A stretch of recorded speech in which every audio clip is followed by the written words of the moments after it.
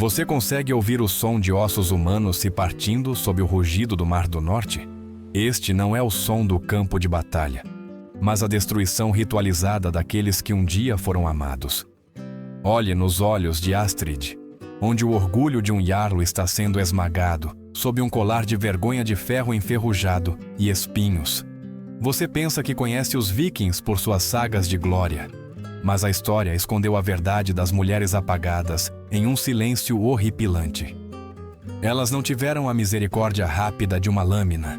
Em vez disso, foram forçadas a cerimônias brutais que fizeram os deuses desviarem o olhar com vergonha. Contaram-lhe histórias da águia de sangue para reis, mas nunca lhe disseram os nomes das mulheres submetidas à águia sombria, vítimas esfoladas vivas e esfregadas com sal, apenas para servirem como um monumento de agonia. Hoje, desenterramos a verdade que Hollywood e os livros de história tiveram muito medo de mostrar. Se você acredita que o mundo merece saber os nomes dos esquecidos, fique conosco. A realidade por trás das 10 punições romanas e vikings mais cruéis está prestes a ser gravada na história. O céu cinzento sobre o assentamento de Kattegat estava baixo, pesado com o cheiro de sal, e a mordida iminente de uma tempestade de inverno que se recusava a romper.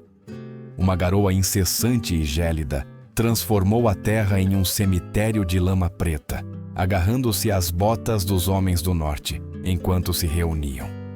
O vento uivava pelas estreitas frestas entre as casas compridas, trazendo consigo o tilintar rítmico e metálico do martelo de um ferreiro, um som que hoje servia como sino fúnebre para uma alma viva. Astrid estava à beira da assembleia, sua respiração engasgada no ar gélido.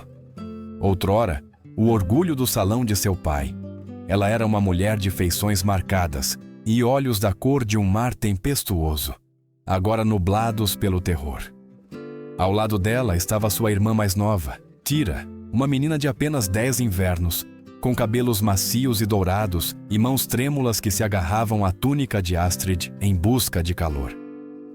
Elas não eram mais as filhas de um Jarl, eram os restos da casa de um traidor. A multidão se abriu quando o Jarl Bjorn se aproximou. Ele era um homem robusto como um carvalho, marcado por centenas de invasões, com uma barba trançada com anéis de prata que brilhavam friamente na luz tênue. Atrás dele seguia o orador da lei, um homem idoso envolto em peles pesadas, carregando o gragás, as antigas leis do ganso cinzento do povo viking.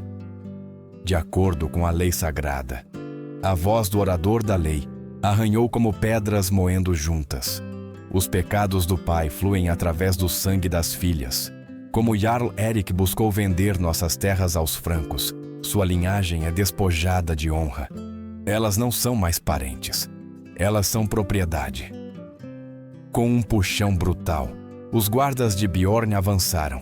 Arrancaram das mulheres as finas capas de penas de corvo, símbolos de seu status agora pisoteados na lama. O frio atingiu Astrid como um golpe físico, mas a vergonha parecia mais fria. De um pequeno braseiro, o ferreiro puxou 2 colares de ferro. Eram coisas rudes, pesadas, forradas com espinhos de metal enferrujado, voltados para dentro. À medida que o ferro era forçado em volta do pescoço de Astrid e martelado para fechar, os espinhos mordiam sua pele, um lembrete constante de que qualquer movimento brusco extrairia seu próprio sangue.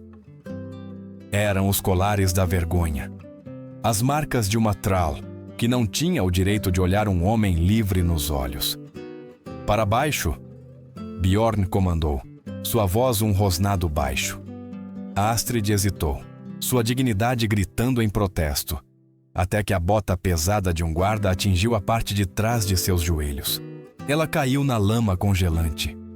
Tyra soluçou ao lado dela, forçada à mesma postura humilhante.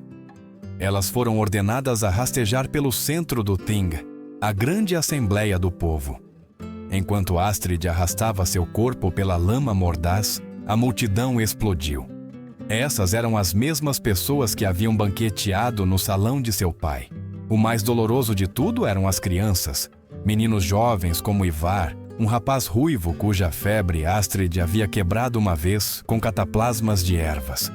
Agora, o rosto de Ivar estava retorcido em uma máscara de ódio tenso.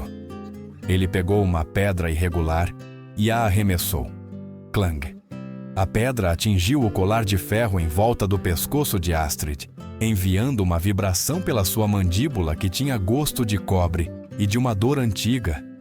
Outra pedra atingiu seu ombro, depois outra.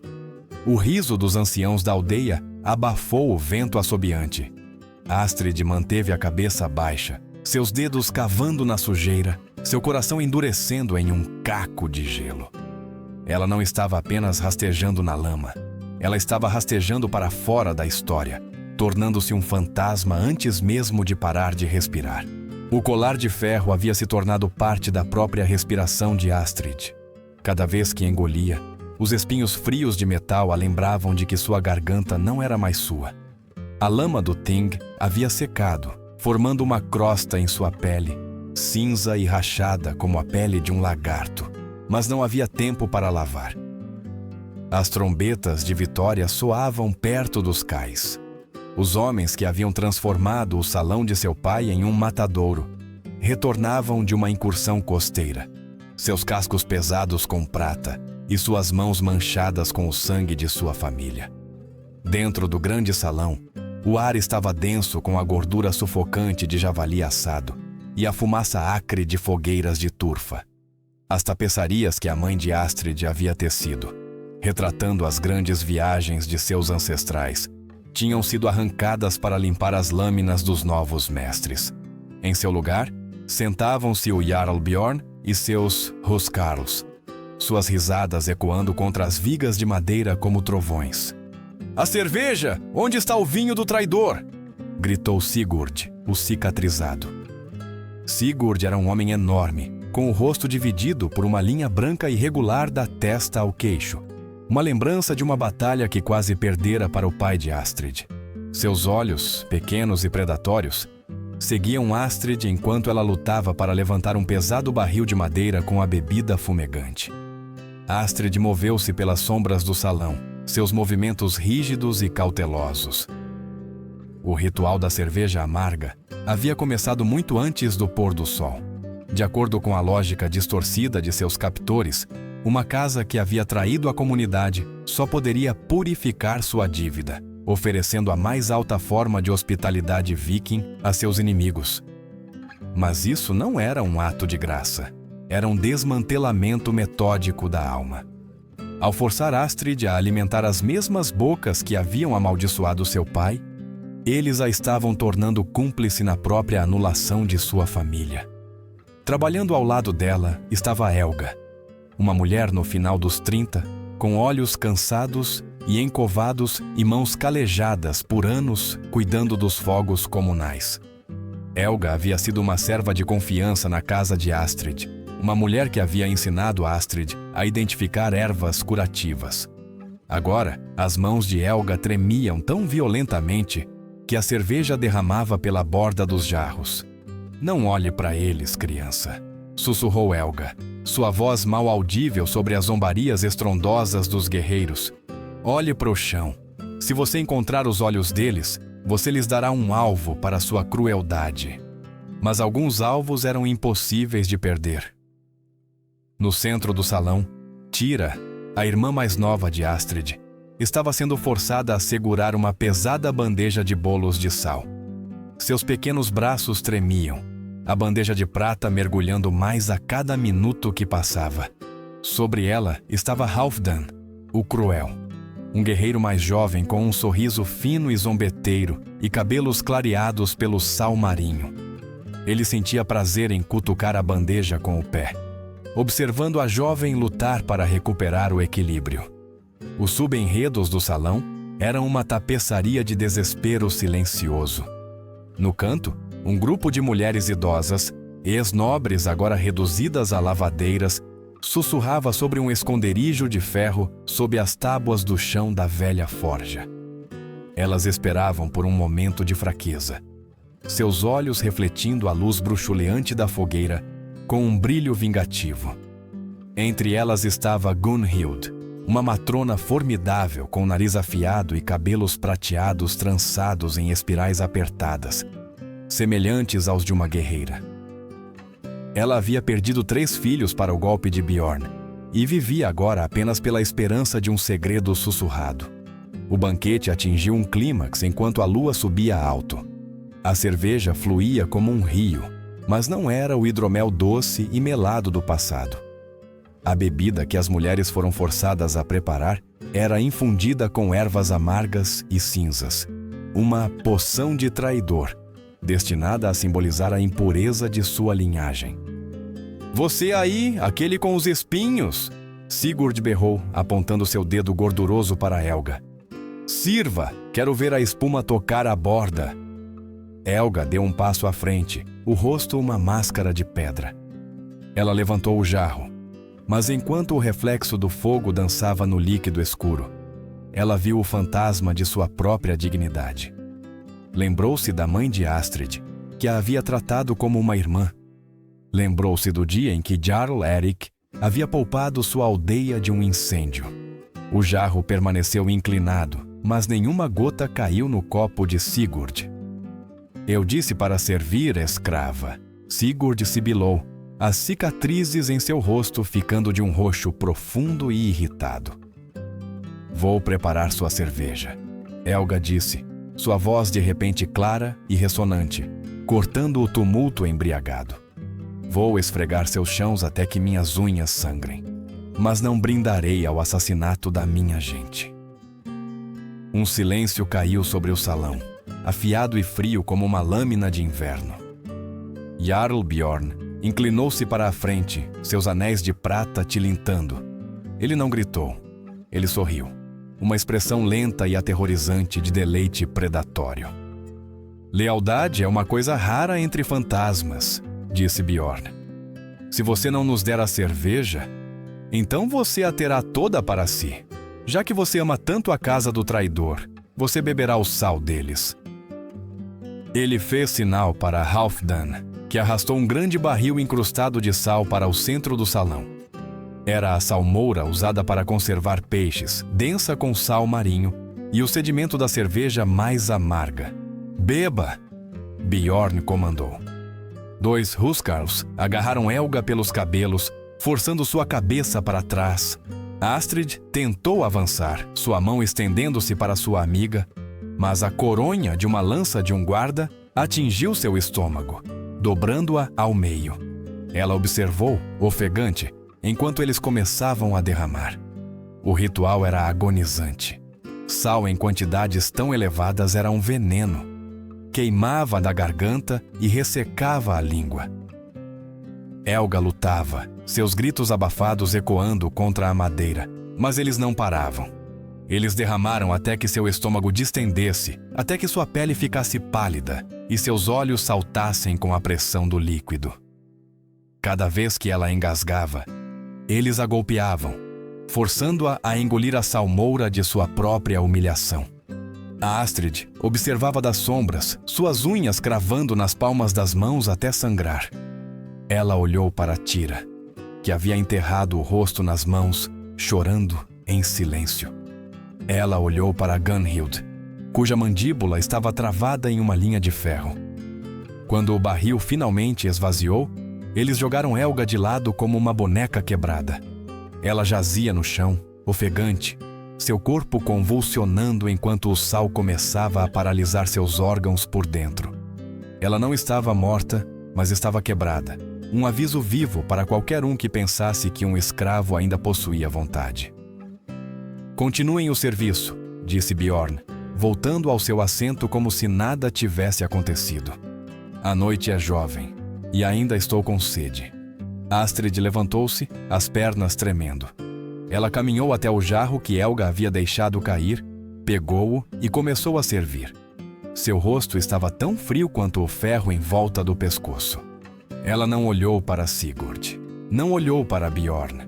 Ela olhou apenas para o líquido âmbar, percebendo que, se quisessem sobreviver, teriam que se tornar tão amargas e resistentes quanto a cerveja que serviam. O banquete da vitória deixara o grande salão com cheiro de vômito velho e gordura queimada, mas o amanhecer não ofereceu purificação. Em vez disso, o sol surgiu como um disco pálido e doentio, lançando uma luz plana sobre o fiorde congelado. Helga jazia no canto da cozinha, sua respiração pesada e úmida, seu corpo inchado pelo sal que ainda devastava suas veias. Ela não conseguia andar, mas os novos senhores de Kattegat não tinham misericórdia para os quebrados. "Tirem-nas!" A voz do Jarl Bjorn ecoou do cais coberto de geada. "A jornada para o bosque sagrado começa agora. Se os traidores não conseguem andar como homens, eles sangrarão como bestas." As mulheres foram impelidas do calor das brasas para o ar cortante. Astrid sentiu os espinhos de ferro de seu colar cravarem-se profundamente quando um guarda a empurrou. Suas botas, as de couro resistentes, que seu pai lhe havia presenteado, foram arrancadas de seus pés. Ao lado dela, Tira gritou enquanto seus pequenos sapatos eram jogados no mar. As irmãs ficaram descalças no permafrost, o frio infiltrando-se em seus ossos como chumbo líquido. Esta não era meramente uma marcha. Era uma passagem ritualística conhecida como Caminhada Gjöll. Nos sussurros dos escaldos, o caminho para Helheim, o reino dos mortos desonrados, exigia que a alma cruzasse o rio Gjöll, uma torrente cheia de facas afiadas e espadas irregulares. Para os vikings, se um traidor fosse purgado, seu corpo mortal tinha que suportar uma manifestação física dessa jornada infernal. O caminho que se estendia à frente em direção aos penhascos não era natural. Durante a noite, os Thralls, sob o comando de Bjorn, foram forçados a preparar o caminho espinhoso. Eles esmagaram milhares de conchas marinhas branqueadas, espalhando os cacos afiados sobre a lama congelada. Entrelaçados com as conchas estavam espinhos de neve, sarças grossas e secas dos arbustos de abrunho, suas agulhas endurecidas pela geada à força de pregos de ferro. Liderando a procissão estava um homem conhecido como Skari, o alimentador de corvos. Ele era o mestre de feras do Jarl, um homem magro com as costas curvadas e o rosto escondido atrás de uma máscara feita de um crânio de lobo. Ele carregava um pesado chicote de couro de morsa trançado, e seus olhos, visíveis através das órbitas ósseas, brilhavam com uma devoção febril aos antigos e sombrios deuses. "Andem, filhas da imundície!" Skari gritou, o vento agarrando seu manto preto esfarrapado. Cada gota de sangue que derramam é uma oração às Nornas para esquecerem seus nomes. Astrid deu seu primeiro passo. A sensação não foi de dor aguda no início, mas de um frio esmagador que deixava sua pele frágil. Então, o peso de seu corpo pressionou um caco de concha através de seu calcanhar. Um choque quente e ardente subiu por sua espinha. Ela ofegou, seus joelhos cedendo, mas ela se recompôs. Olhou para Tira. A menina estava congelada, seu rosto fantasmagoricamente branco, seus pequenos dedos dos pés encolhendo-se do chão irregular. "Não consigo, Astrid." Tira choramingou, sua voz perdida no rugido das ondas abaixo dos penhascos. "O chão está me mordendo." Astrid olhou para os quilômetros de caminho cinzento e cheio de espinhos à frente. Olhou para os guardas, que riam enquanto cutucavam as outras mulheres com as coronhas das lanças. Viu Gunhild, a matrona de cabelos prateados, avançando com uma determinação sombria, seus pés já sangrando vermelho na geada branca. Nesse momento, um subenredo de resistência começou a tremeluzir.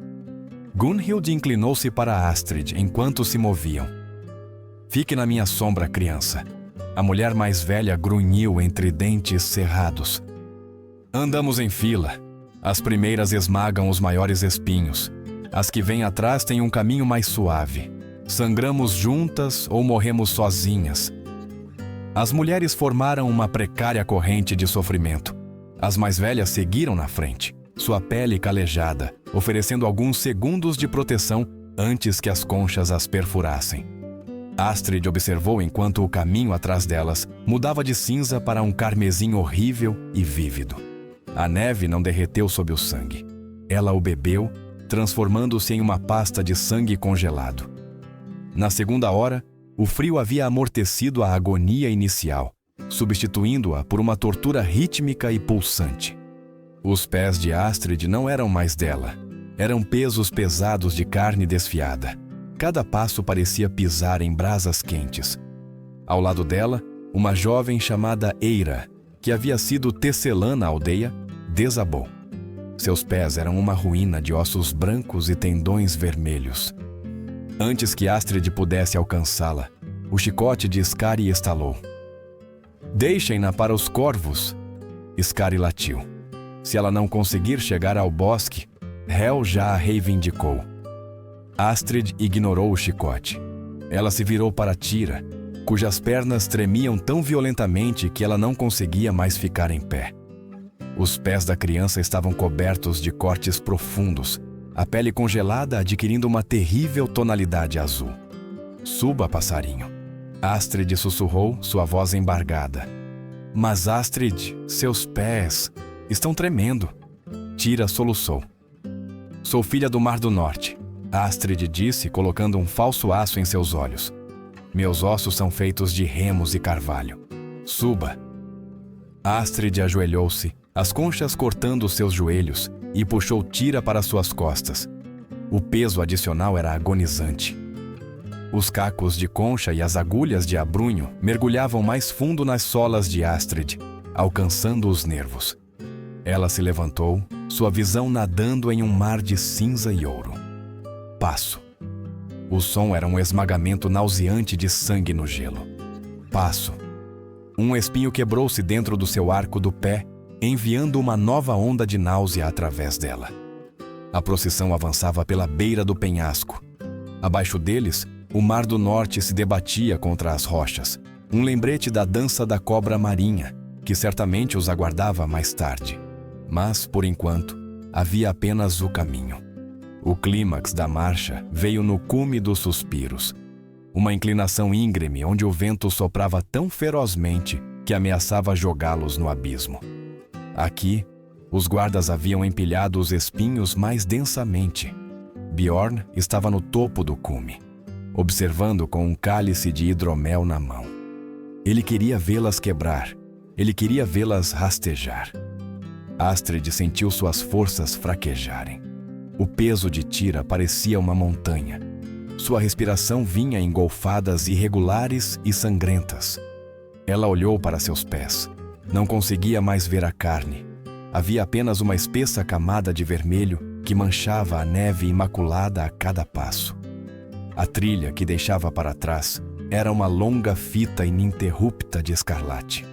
Um mapa de sua agonia. "Olhe para o horizonte, Tira." Astrid ofegou, seu suor congelando em seus cílios. "Não olhe para baixo. Conte-me. Conte-me sobre os jardins de verão." As flores amarelas?" Tira perguntou, sua voz pequena contra o vento. "Aquelas que cheiravam a mel?" "Sim." Astrid gemeu, forçando um pé na frente do outro. "Continue falando sobre o mel." Os guardas ficaram em silêncio enquanto Astrid passava. Mesmo em sua crueldade, havia um respeito primitivo por tamanha resistência. Suas pegadas não eram mais apenas marcas na neve, eram um testemunho. Cada passo era um desafio à lei, que dizia que ela era apenas propriedade. Ela era uma irmã. Ela era uma protetora. Ao chegarem finalmente ao platô do bosque sagrado, Astrid caiu de joelhos. Ela não deixou Tira cair. Baixou-a gentilmente sobre um pedaço de musgo limpo. Astrid olhou para trás, para o caminho que haviam conquistado. A encosta branca estava marcada por uma linha vermelha irregular, um grito escrito em sangue na face da terra. Ela havia sobrevivido à caminhada Gjöll. Mas ao olhar para seus pés arruinados, soube que a jornada para o coração das trevas mal havia começado. O bosque sagrado era um lugar onde os deuses eram ditos respirar. Mas hoje, o ar parecia estagnado, sufocado pelo cheiro metálico de cobre do sangue e o almíscar úmido de musgo antigo. As mulheres jaziam espalhadas pela clareira como madeiras à deriva quebradas, seus pés dilacerados manchando a terra. Astrid segurava Tira perto, tentando proteger os olhos da criança da visão de Skari, o alimentador de corvos, que agora preparava meticulosamente um pequeno altar de pedra na base de um freixo retorcido. O silêncio é a única virtude que resta a um traidor. Skari sibilou, sua máscara de crânio de lobo inclinando-se enquanto ele olhava para o Jarl Bjorn. O medo entre os guerreiros era palpável, um contraste gritante com sua bravata usual. Eles estavam em um círculo amplo, apertando seus amuletos e empunhando os cabos de suas lanças até que seus nós dos dedos ficassem brancos. Eles não tinham medo da lâmina de uma mulher, estavam aterrorizados com sua língua. No norte, o Saidr, a antiga magia das tecelãs e profetisas, era uma força que podia desfiar os próprios fios do destino. Acreditava-se que a maldição de uma mulher, proferida em meio ao sofrimento derradeiro, poderia apodrecer o escudo de um guerreiro por dentro, cegar seu machado no calor da batalha e garantir que sua alma fosse negada a entrada em Valhalla. Para os vikings, uma maldição não era apenas um desejo, era uma arma física. E os olhos de Astrid, queimando com um fogo frio e azul, pareciam capazes de invocar uma tempestade que poderia afogá-los todos. Bjorn fez um sinal para uma nova figura que emergia das árvores. Era Runa, a vidente, uma mulher cujo rosto era um mapa de cicatrizes profundas e ritualísticas e cujos olhos haviam sido obscurecidos por cataratas, fazendo-os parecer dois orbes leitosos de osso. Ela carregava uma cesta tecida com cabelo humano, cheia de lascas de osso longas e afiadas como agulhas e cordões finos e fibrosos de raiz de visco seca. O visco era a planta que havia matado o deus Baldur. Era a ruína sagrada, a única madeira que podia amarrar uma alma. As palavras dos caídos devem ser seladas. Runa grasnou, sua voz soando como folhas secas roçando sobre uma lápide, para que não envenenem o vento e tragam os Draugr aos nossos portões. O ritual do voto silencioso começou com as anciãs. Gunhild foi a primeira a ser arrastada para a frente. A matrona não lutou.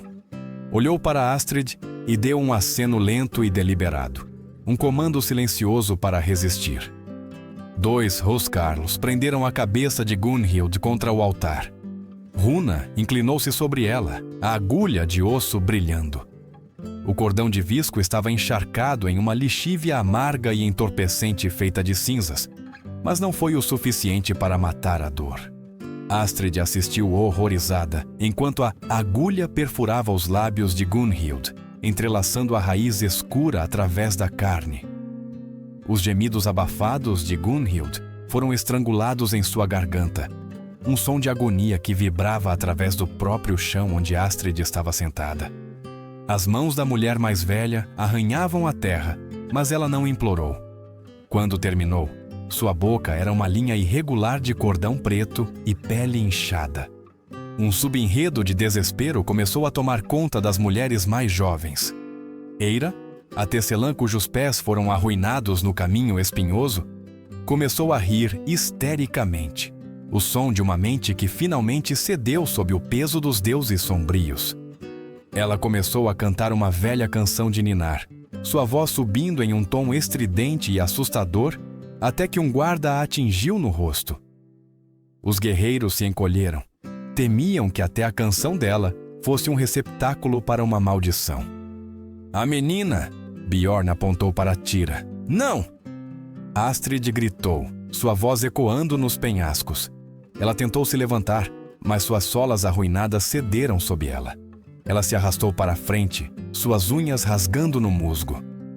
Leve-me primeiro. Ela é uma criança. Ela não tem magia. Ela não tem maldições. Runa, a vidente, virou seus olhos leitosos para Astrid.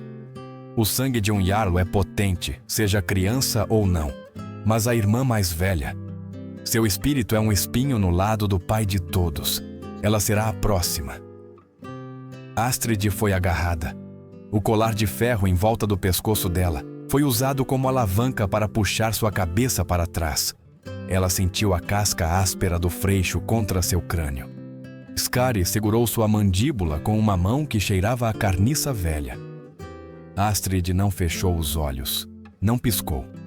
Ela encarou diretamente a máscara de osso de Skari, espiando pelas órbitas oculares para encontrar o homem por baixo. Enquanto Runa se aproximava com a agulha com visco, um silêncio repentino caiu sobre o bosque. O vento parou. Até os corvos cessaram seus grasnados. A primeira perfuração foi uma intrusão fria e afiada. Astrid sentiu a agulha deslizar pelo seu lábio superior. Ela não gritou. Usou a dor para alimentar seu ódio, concentrando cada grama de sua vontade em uma incantação mental de vingança. Runa puxou o cordão com força. Astrid sentiu a textura áspera da raiz do visco roçando seus nervos. O segundo ponto. O terceiro. O clímax do ritual não foi o ato físico, mas a batalha de vontades. Skari, que havia presidido centenas de sacrifícios, viu-se incapaz de manter seu aperto. Ele olhou nos olhos de Astrid, arregalados, inflexíveis e transbordando um desprezo letal. Ele não via uma vítima, mas um espírito vingativo já assombrando seus passos. A mão que segurava sua mandíbula começou a tremer. Sua respiração tornou-se superficial, rastejando contra o interior de sua máscara de lobo. Terminem! Bjorn latiu, sentindo a hesitação de seu mestre de feras. A agulha de osso de Runa moveu-se com dedos trêmulos. Ela sentiu o poder que Astrid irradiava, desafio que a lei e o ritual não podiam prender. Enquanto o nó final era amarrado, selando os lábios de Astrid em um silêncio permanente e sangrento, Astrid soltou um zumbido longo e baixo do fundo do peito. Era um som de luto, de poder e de promessa. Skari recuou, tropeçando e quase caindo sobre o altar. Ele se esforçou para recuperar o equilíbrio, sua máscara torta. Para os guerreiros que assistiam, parecia que o carrasco do Jarl havia sido atingido por um golpe invisível. Um murmúrio de medo se espalhou pelas fileiras. Eles olharam para Astrid, seu rosto manchado de sangue e cordão preto, e viram uma maldição viva. Astrid foi empurrada de volta para a terra. Ela rastejou até Tira, que estava paralisada de terror. Astrid não pôde falar palavras de conforto, mas puxou a cabeça da menina para o seu colo, acariciando seus cabelos com mãos firmes como pedra. Ela olhou para os homens que haviam feito isso, e embora sua boca estivesse costurada, seus olhos disseram tudo a eles. Vocês silenciaram minha voz, mas despertaram minha alma. E minha alma os verá queimar. O bosque sagrado ficou para trás, testemunha silenciosa de seus rostos mutilados. As mulheres foram marchadas, ou arrastadas, de volta para os fiordes, onde os navios longos com proa de dragão balançavam como predadores amarrados na água escura. Para Astrid, o mundo havia se tornado uma sinfonia de pulsos abafados. Cada respiração que ela tomava pelo nariz era uma luta. Os pontos de visco em seus lábios começaram a latejar com um calor rítmico, a carne apertando-se enquanto as raízes secas absorviam a umidade de suas feridas. O ar salgado as atingiu primeiro, agudo e implacável. Para os homens do norte, o mar era o domínio de Aedir, o cervejeiro dos deuses, cujos tonéis de fabricação eram as profundezas do oceano. Ser lançado às ondas não era meramente afogar-se, era ser julgado pelo peso primordial do mundo. Jarl Bjorn estava na proa da Serpente de Ferro, seu principal navio de guerra. Ele olhou para o grupo de mulheres, sua expressão de crueldade entediada. A terra recusou-se a engolir a vossa vergonha, declarou Bjorn, sua voz carregando sobre o rebentamento das ondas. Agora veremos se as ondas conseguem lavar o apodrecimento do vosso sangue. Vocês dançarão para Aegir.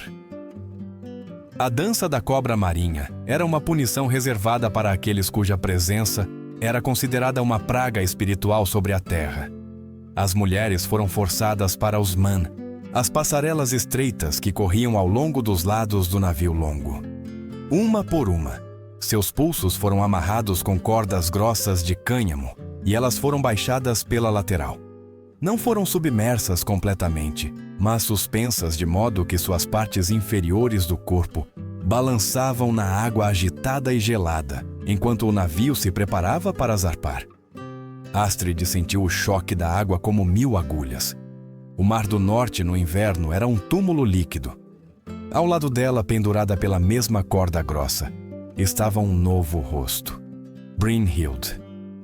Ela era uma Skjaldmr das Ilhas Exteriores, uma mulher de constituição poderosa com braços cobertos por tatuagens azuis, desbotadas de serpentes. Sua mandíbula era quadrada e desafiadora, embora seus lábios também tivessem sido costurados por Runa, a vidente. Brynhild chutava contra o casco do navio, seus olhos queimando com uma fúria de guerreira que nem o frio conseguia extinguir. À medida que a serpente de ferro se movia da baía, abrigada para o mar aberto, a dança começou. O movimento do navio fazia as mulheres balançarem violentamente. Cada onda que se chocava contra o casco as engolfava em borrifos de sal. A salmoura queimava as feridas abertas em seus pés e picava os pontos em seus rostos, mas o frio era apenas o primeiro predador. Olhe! O gemido abafado de Tira vibrou pela corda. Astrid seguiu o olhar aterrorizado de sua irmã. Na água escura abaixo delas, formas pálidas e fantasmagóricas começaram a ondular. Eram as cobras marinhas. Centenas de águas-vivas urticantes com campânulas translúcidas e longos tentáculos arrastados que brilhavam com uma fosforescência fraca e doentia. O movimento dos remos do navio as agitava em frenesi. Enquanto as mulheres balançavam, suas pernas nuas roçavam os fios urticantes. A dor era elétrica. Era um fogo ardente e venenoso que ignorava a pele e atingia os nervos diretamente. Astrid sentiu seus músculos travarem, suas pernas cãibras na água gelada, enquanto as toxinas começavam a se espalhar. Ela viu os olhos de Brynhild arregalarem-se, seu corpo tremendo enquanto vários tentáculos se envolviam em suas coxas. Não havia como gritar. Os cordões de visco mantinham suas bocas em um selo horripilante e sangrento. Um subenredo de misericórdia oculta se desenrolava no convés acima. Um jovem Thrall chamado Kol, com apenas 15 anos e encarregado de cuidar das cordas, movia-se com uma destreza fingida. Ele era um menino com um rosto suave e olhos grandes e assustados, um cativo de uma incursão anterior que ainda não havia perdido o coração. Enquanto ajustava a tensão das cordas, ele se inclinou sobre a borda, fingindo verificar os nós enquanto, na verdade, afrouxava o cânhamo o suficiente para que as mulheres pudessem agarrar a madeira do casco com as unhas. Foi uma pequena misericórdia, mas lhes deu uma pequena alavanca contra o balanço implacável. O céu começou a ficar arroxeado, transformando-se em um preto-violeta profundo, enquanto uma tempestade se aproximava do horizonte.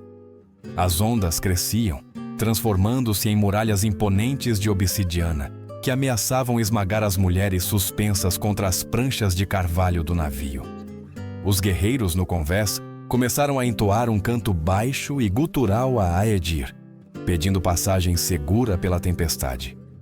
Eles ignoravam as Hanbien, as cobras marinhas, agarradas às mulheres abaixo. Astrid sentiu a escuridão se aproximando. A hipotermia estava alcançando seu coração, sussurrando que seria muito mais fácil simplesmente desistir. Deslizar para a má escuridão e encontrar seu pai nos salões dos mortos. Ela sentiu a mão de Tira escorregar. A criança estava perdendo a consciência, seus dedos ficando brancos enquanto ela lutava para segurar a corda. Em meio ao vento uivante e ao spray picante, Astrid fechou os olhos. Ela não conseguia falar, mas começou a cantarolar.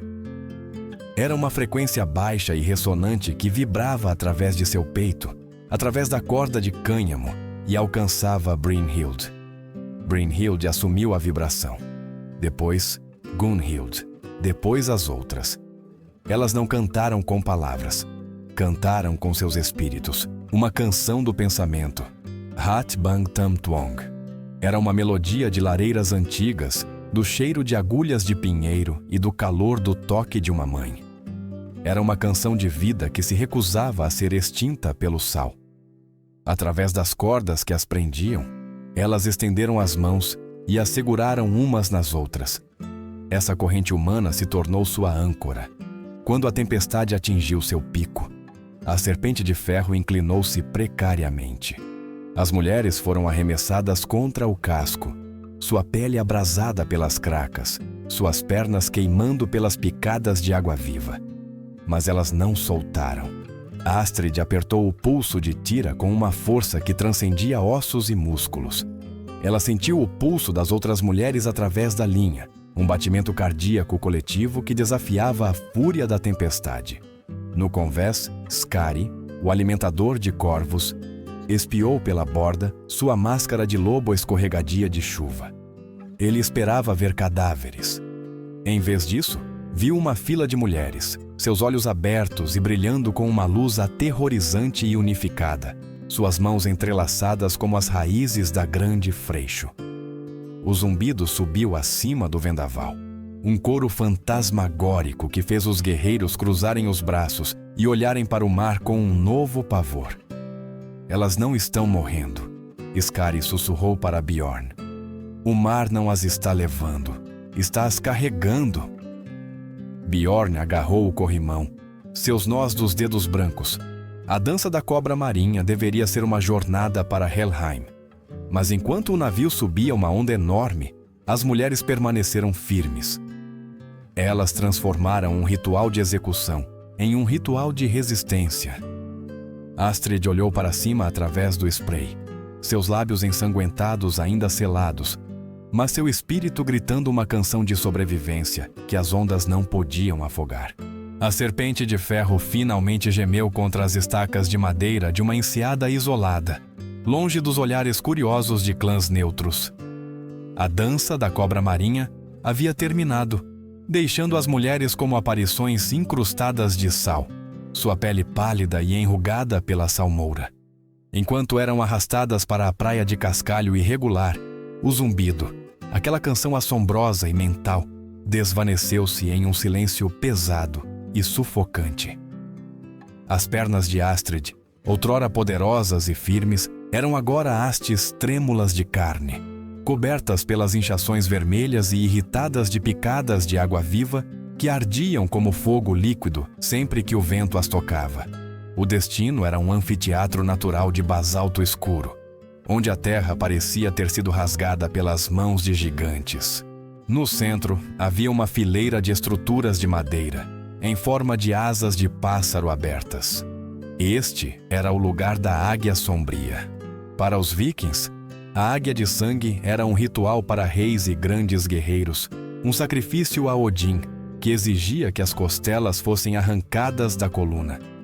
Mas para aqueles rotulados como Nithing, despojados de toda a honra, considerados inferiores à sujeira sob uma bota, havia uma versão mais prolongada e agonizante. A águia sombria não procurava matar rapidamente. Buscava transformar a vítima em um monumento vivo de vergonha, um pássaro que nunca poderia voar, forçado a suportar o peso de sua própria pele esfolada. À medida que o sol se punha atrás dos picos irregulares, uma nova figura entrou na luz da fogueira. Este era Kjell, o esfolador, o mestre das punições do Jarl. Ele era um homem pequeno e magro, com dedos que se moviam com a precisão aterrorizante de uma costureira. Ele usava um avental de couro manchado e carregava um rolo de facas tão finas que vibravam na brisa. Ao contrário dos guerreiros ruidosos, Kjell era silencioso, seus olhos refletindo uma curiosidade clínica e distanciada sobre os limites da resistência humana. O Nithing não tem coluna para a verdadeira águia, Kjell murmurou, sua voz um assobio fino. Então, daremos a eles asas de sal e sombra. Um subenredo de conflito interno surgiu entre os Huscarls mais jovens. Eric Sangue Jovem, um guerreiro de apenas 18 verões com o rosto ainda suave da juventude, baixou o olhar enquanto as estruturas eram preparadas. Ele havia sido o encarregado de carregar os sacos de sal, e o peso parecia curvar seus ombros. Ele se lembrava do pai de Astrid, ensinando-o a segurar um escudo. A brutalidade estava começando a fraturar a unidade dos homens mais jovens, que sussurravam sobre as nornas e o terrível preço de tamanha crueldade. De frente para a madeira, Skari, o alimentador de corvos, latiu. Sua máscara de lobo agora salpicada de sal marinho seco. Astrid foi a primeira. Seu colar de ferro estava acorrentado ao topo da estrutura, forçando-a a ficar na ponta dos pés, seus pés arruinados mal tocando a pedra fria. Suas costas estavam expostas ao vento cortante. Ela podia sentir a presença das outras mulheres atrás dela. Brynhild, Gunhild e a chorosa Tira, todas sendo amarradas às suas próprias cruzes de madeira. Kjell aproximou-se de Astrid. Ele não usou um machado. Usou uma pequena lâmina curva. Com lentidão agonizante, ele traçou 2 longas linhas verticais ao longo de suas omoplatas. O ar frio correu para as incisões, uma sensação tão aguda que parecia gelo sendo cravado em seus pulmões. Então, com a habilidade de um homem descascando frutas, ele começou a separar a pele do músculo, puxando-a para fora para criar as asas. A dor foi uma explosão branca incandescente que ameaçava estraçalhar a mente de Astrid. Mas ela não podia gritar. Os pontos de visco em seus lábios se mantiveram firmes, transformando sua agonia em uma vibração interna frenética. Ela sentiu o calor do próprio sangue escorrendo pela cintura, um contraste gritante com a noite gelada. O sal! Bjorn comandou, inclinando-se para na frente em seu assento de pedra alto. Kjell enfiou a mão nos sacos que Eric trouxera. Pegou punhados de sal marinho grosso e cinzento e esfregou-os diretamente nos músculos expostos das asas. O clímax do ritual foi projetado para ser um grande espetáculo de som. Quando o sal atingiu as feridas, os tambores tribais começaram a bater. Eram os grandes tambores do trovão, enormes estruturas de couro de alce golpeadas por pesados marretas. Bum, bum, bum. O ritmo era implacável, sincronizado para acompanhar o batimento frenético de um coração moribundo. A intenção era clara: abafar os gritos das vítimas, garantir que seu sofrimento fosse privado enquanto sua humilhação fosse pública. Atrás de Astrid, Brynhild começou a se debater contra suas amarras. A força da donzela escudeira estava sendo usada contra ela. Cada movimento fazia as asas em suas costas rasgarem ainda mais. Os tambores ficaram mais altos, uma parede de som que vibrava as próprias pedras do anfiteatro. Astrid sentiu sua consciência escorregar. As batidas dos tambores não estavam mais fora dela, estavam dentro de seu crânio, esmagando seus pensamentos. Ela olhou para o chão, vendo a sombra da estrutura de madeira projetada pela luz da fogueira. Parecia um pássaro monstruoso e distorcido, a águia sombria. Mas então, através do ruído estrondoso, ela sentiu novamente um toque fantasma, porque seus lábios estavam costurados e suas vozes silenciadas pelos tambores. As mulheres encontraram uma nova maneira de gritar. Elas apoiaram suas testas contra as estruturas de madeira. A madeira, um ser vivo de grão e fibra, carregava as vibrações de sua agonia de uma estrutura para a próxima. Astrid sentiu a dor de Brynhild através da madeira. Sentiu a resistência estoica de Gunhild. Sentiu o terror puro e não adulterado de Tira. A dor não desapareceu, mas mudou. Fluiu. Conectando-se através da madeira, elas compartilharam o fardo do sal e da faca. As asas em suas costas não eram mais marcas de vergonha. Elas se tornaram uma ponte. Astrid respirou fundo com um arrepio pelo nariz. Ela parou de lutar contra os tambores. Deixou o ritmo levá-la. ela virou ligeiramente a cabeça, encontrando os olhos de Kjell, o esfolador. O homem inclinava-se para verificar seu trabalho, esperando encontrar uma bagunça chorosa e quebrada. Em vez disso, encontrou uma mulher cujos olhos estavam arregalados e lúcidos, brilhando com uma força aterrorizante e compartilhada. Astrid não parecia uma Nighting. Ela parecia uma valquíria esculpida no próprio basalto da enseada. Kjell recuou, sua faca escorregou e cortou seu próprio dedo. Ele olhou para as outras mulheres e viu a mesma coisa. Um desafio coletivo e silencioso que os tambores não podiam abafar. Os guerreiros no círculo começaram a recuar, suas mãos tremendo enquanto agarravam seus amuletos. Eles haviam procurado tornar essas mulheres fantasmas, sem nome e sem honra. Em vez disso, haviam forjado algo muito mais perigoso, uma irmandade de sombras, unida por uma dor tão profunda que se tornara uma arma. À medida que os fogos começavam a diminuir, as mulheres permaneceram penduradas em suas estruturas, suas asas endurecendo na geada. Os tambores finalmente cessaram, deixando um silêncio retumbante que parecia mais pesado que o ruído. Bjorn se afastou, seus passos apressados, recusando-se a olhar para trás para a fileira de águias sombrias. Ele havia vencido a batalha da carne. Mas enquanto a primeira neve do inverno começava a cair, polvilhando as asas de branco, ele sabia que estava perdendo a guerra por suas almas. O amanhecer que se seguiu à noite da águia sombria não era dourado, mas um cinza machucado e sufocante. As mulheres foram retiradas de suas estruturas de madeira, suas costas esfoladas agora rígidas com uma mistura de sangue seco, sal e geada. Elas não conseguiam mais ficar de pé. A pele de suas costas havia apertado como pergaminho, forçando-as a se curvarem como pássaros carniceiros quebrados. Os lábios de Astrid permaneceram uma linha irregular de cordão de visco, seu rosto uma máscara de resistência inchada. Ela rastejou até Tira, cujas pequenas asas eram uma visão horrível contra sua pele pálida, e puxou a criança para perto de seu peito. Elas não foram devolvidas às casas compridas. Para os vikings, a esfoliação da águia sombria era o passo final de sua existência física. O que restava era o apagamento de sua linhagem espiritual. Jarl Bjorn estava à beira do assentamento, perto da fossa de lixo comunal. Um lugar onde a aldeia jogava tudo o que a terra havia rejeitado.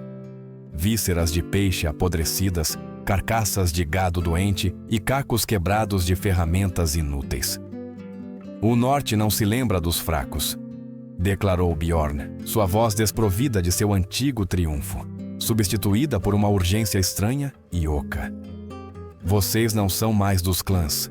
Vocês não são nem escravas. Vocês são o lixo do mundo, e ao lixo retornarão. Na crença nórdica, a santidade do enterro era tudo. Ser depositado em um navio ou em um túmulo revestido de pedra era garantir a jornada da alma para os salões dos ancestrais. Ser lançado na imundície era ser condenado como Nid, uma entidade sem nome cuja alma seria negada tanto por Odin quanto por Hel, forçada a vagar pelos mundos intermediários, envoltos em névoa por toda a eternidade. Uma nova figura emergiu das sombras das fossas de Curtume. Este era Thorgil, o mudo, o guardião da fossa da aldeia.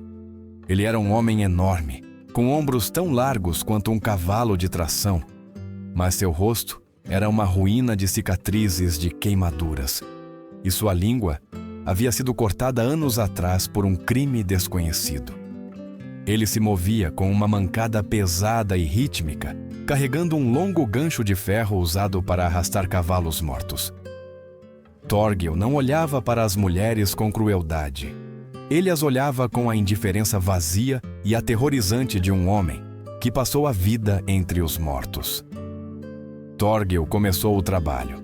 Com seu gancho de ferro, ele prendeu as correntes de seus colares de ferro e as arrastou para a beira da fossa. Uma por uma, as mulheres foram empurradas para a escuridão. Astrid caiu em uma pasta macia e nauseante de podridão. O fedor era um golpe físico, a doçura enjoativa de carne em decomposição, misturada ao cheiro agudo e ácido de bile animal. Enquanto lutava para se sentar, sentiu o toque frio e úmido das costelas de um cavalo sob suas mãos. Ao lado dela, Brynhild soltou um som abafado e sufocado através de seus lábios costurados, seus dedos agarrando-se a um monte de peles encharcadas que haviam pertencido a uma vítima de peste. Elas foram enterradas no ventre da rejeição da terra. Acima delas, as crianças da aldeia, lideradas pelos anciãos que buscavam endurecer seus corações, jogavam cestos de cinzas e restos de cozinha em suas cabeças. Um subenredo de observação silenciosa ocorreu na beira da fossa. Eric, sangue jovem, estava afastado dos outros guerreiros, sua mão repousando no punho de sua espada, mas seus olhos estavam fixos na fossa.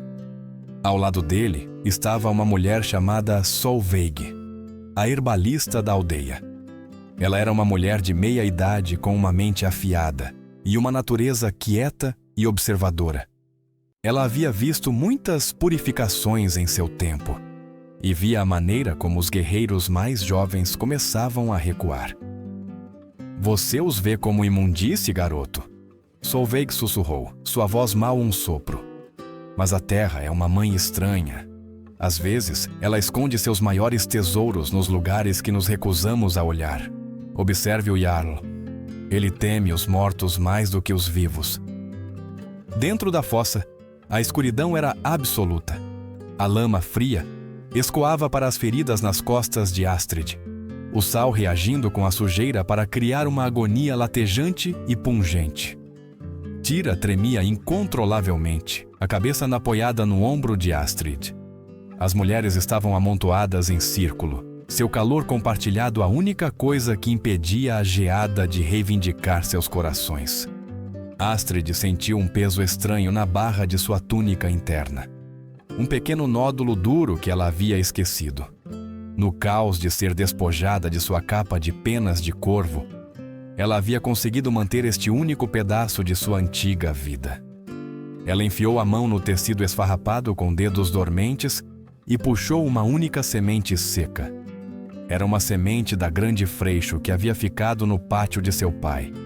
A árvore que eles chamavam de Pequena Yggdrasil. Seu pai havia dado a ela no dia de seu nome, dizendo-lhe que enquanto a semente existisse, as raízes da família nunca morreriam verdadeiramente. O clímax de sua descida ao esquecimento não foi um grito, mas um ato de esperança tranquila e desafiadora. Astrid olhou para a semente em sua palma, nessa fossa de morte, cercada pelos restos descartados do mundo. Ela viu a verdade que Bjorn não podia entender. A morte não era o fim, era o composto para o futuro. Ela estendeu a mão para a lama preta e fedorenta, o Vungbungen de sua prisão. Com os dedos, ela limpou um pedaço de palha podre até alcançar o solo real sob a sujeira. Suas costas gritaram em protesto enquanto ela se curvava, as asas de sua pele esfolada, esticando dolorosamente. Ela pressionou a semente na terra escura. Ao fazer isso, o zumbido começou novamente. Mas desta vez, era diferente. Não era uma canção de luto, nem uma canção de resistência. Era uma canção de crescimento. Brynhild ouviu. Gunhild ouviu. Elas encostaram as testas uma na outra no escuro, suas mãos se unindo sobre o local onde a semente jazia enterrada. Acima delas, o céu começou a despejar uma neve pesada e úmida, ameaçando selar a fossa. Os guerreiros se afastaram, convencidos de que haviam apagado a linhagem do Jarl Eric. Acreditavam ter transformado essas mulheres em lixo, mas sob as camadas de podridão e cinzas, Astrid sentiu um estranho calor vibrante emanando do chão. Ela percebeu então que não estavam sendo enterradas para serem esquecidas, estavam sendo plantadas. Astrid puxou um punhado de lama preta sobre a semente, batendo-a com uma ternura que desafiava o horror de seu entorno. Ela olhou para o círculo de céu cinzento bem acima. Seus lábios ainda estavam selados com visco. Suas costas eram uma ruína de sal e sombra, e ela estava cercada pelo fedor dos mortos. Mas ao colocar a mão sobre o coração de Tira, ela sentiu um pulso tão constante quanto o girar das estações. Nós somos as sementes, ela pensou, as palavras ecoando no silêncio de sua mente. E a terra conhece nossos nomes. O peso do mundo havia se instalado na fossa de lixo, um espesso cobertor de neve selando as mulheres sob um túmulo de silêncio branco. Dentro da escuridão, o ar era rarefeito e tinha gosto de geada, mas o calor que Astrid sentira da semente enterrada começou a se espalhar, um calor fantasma que pulsava contra suas palmas. Ela segurava o corpo trêmulo de Tira, seu próprio corpo um mapa de pele esfolada e cicatrizes de sal, mas não se sentia uma vítima. Sentia-se como as raízes profundas da terra, esperando pelo romper da primavera. Acima da fossa, o silêncio foi quebrado não pelo vento, mas pelo rugido descarado de uma trombeta de guerra. Não era a explosão rítmica e predatória dos caçadores de Jarl Bjorn. Este era um som mais profundo e ressonante. O chifre de Vali, um chamado usado pelos clãs das Montanhas do Norte, que uma vez haviam jurado pactos de sangue ao pai de Astrid. Através das estreitas fendas no lixo coberto de neve, Astrid ouviu o clangor do ferro. A aldeia de Kattegat, que havia assistido ao seu sofrimento com crueldade ociosa, era de repente uma tempestade caótica de fogo e aço. Liderando a carga estava Leif, o Mão de Ferro. Ele era um guerreiro veterano de 60 invernos, seu braço esquerdo envolto em uma manga de cota de malha reforçada para compensar uma antiga lesão que quebrou seu escudo. Ele havia sido um irmão de armas de Jarl Erik, e seus olhos, tão cinzentos quanto a névoa da montanha, ardiam com a vergonha de chegar tarde demais para salvar seu amigo, mas com o fogo para salvar o que restava. Pelas Nornas! A voz de Leif trovejou sobre a fossa. Bjorn transformou este salão em um matadouro. Procurem nas fossas. Se uma única gota do sangue de Erik permanecer nesta terra, encontrem-na. Um subenredo de acerto de contas interno atingiu seu ponto de ebulição na beira da fossa. Erik Sangue Jovem, o guerreiro que havia recuado durante a esfoliação, manteve sua posição contra Jarl Bjorn. Enquanto Bjorn tentava fugir em direção aos cais, Erik bloqueou seu caminho, com a espada em punho. Você os chamou de Nithing. Erik cuspiu, sua voz tremendo não de medo, mas com uma clareza recém-descoberta. Mas você é quem trouxe os Draugr aos nossos portões. Você é a podridão nas raízes deste clã. O golpe foi rápido.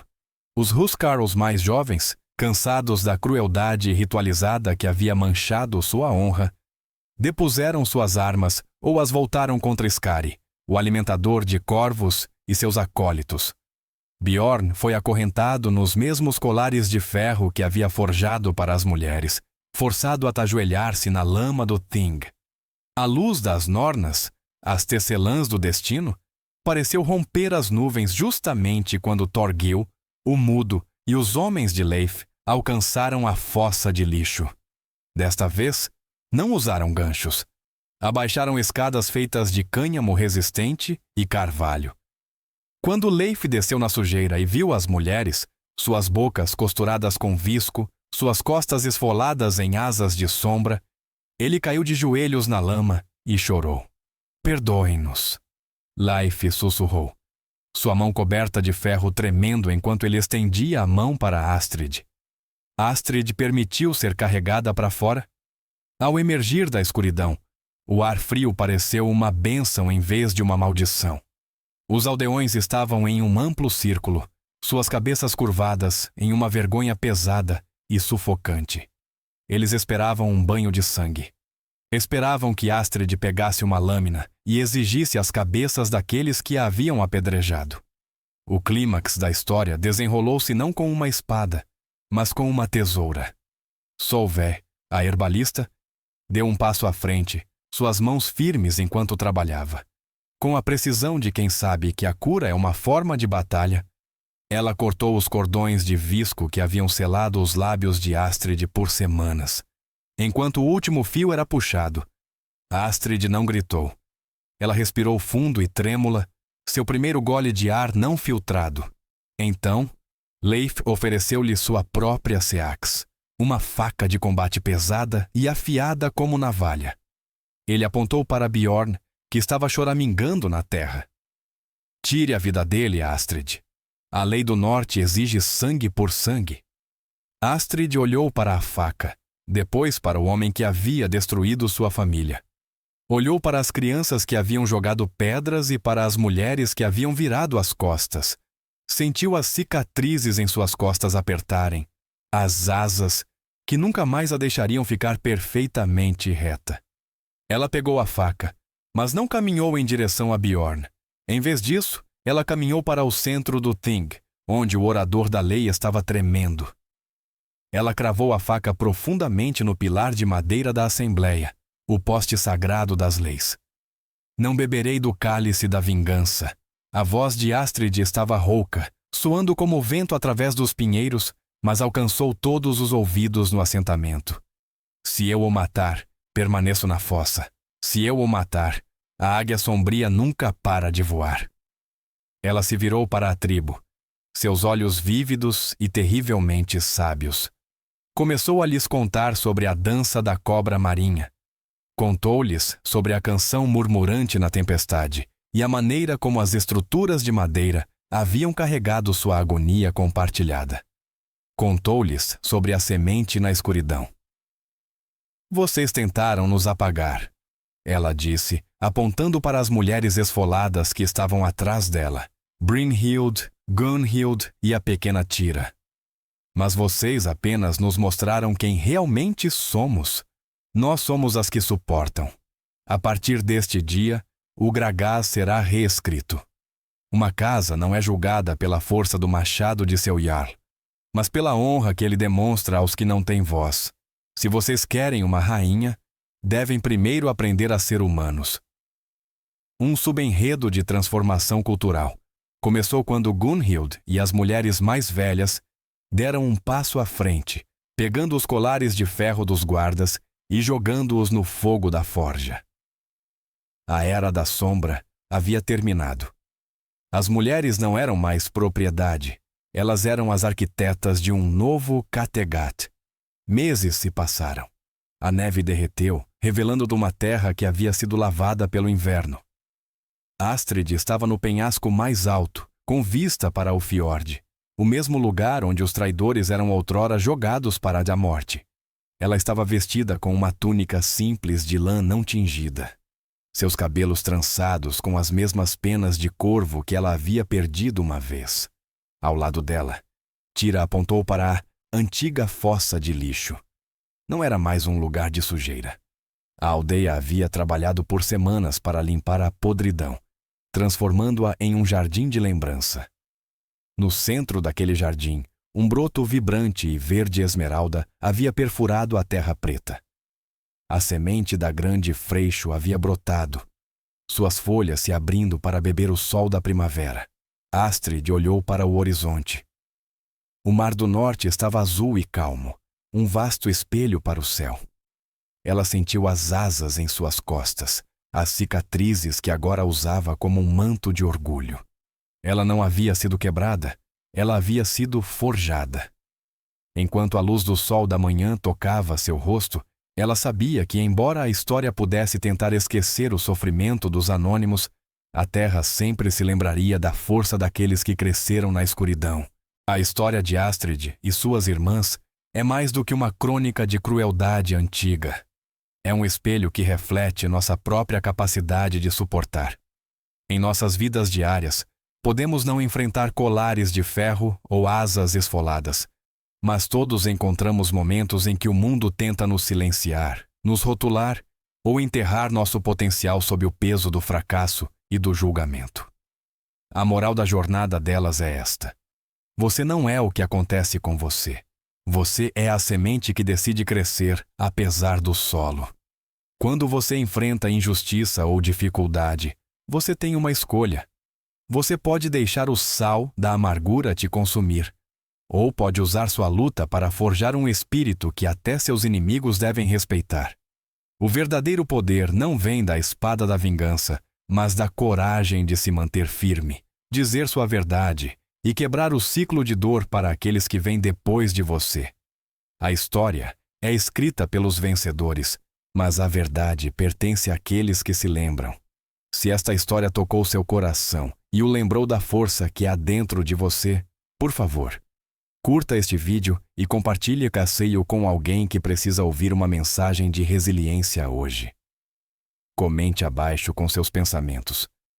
Qual parte da jornada de Astrid mais ressoou com você?